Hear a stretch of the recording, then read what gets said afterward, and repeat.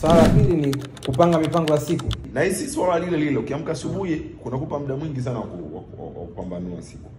Unaweza kupanga ratiba zako za siku, ukajipangia zako shughuli ambazo utazifanya ndani ya siku nzima ili uweze kupunguza tunasema level of distraction.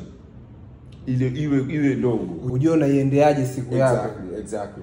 Kwamba kwa siku sasa, mfano kwa mjasiriamali anayeanza anatakiwa afahamu maybe kwa siku ya leo nahitaji kuanzia wapi na maybe na mipango gani au katika project yangu nayoanza kwanza moja process ya kupanga hiyo mipango na naamini unatakiwa uwe na ile project yako au labda lengo unalotakiwa kufikia. Then baada hapo unaweza ukaivunja katika hatua kadhaa, then ndo uweze kujua sasa kwa leo maybe nitafanya vitu vitatu ambavyo vitanisaidia kufikia end goal yangu.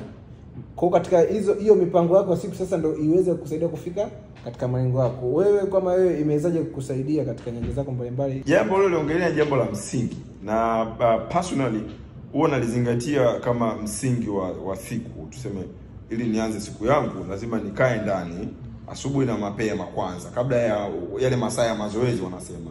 Kwa hiyo nikikaa pale ninapanga ratiba zangu namna gani ambavyo nikiamka nitaanza na shughuli namba 1, shughuli namba 2. Ile inanisaidia mimi kuiona siku. Kwa hiyo nisipofanya yale basi kitakachotokea nasema ni obstruction au distraction ambayo huwa inajitokeza tu. Unaweza ukajishangaa umekaa tu ofisini basi jambo lingine linakuja unafanya hili unaacha hili. Kwa hiyo ili kuweza kucontrol hiyo distraction, level of distraction, lazima nikae chini niandae ratiba ya siku.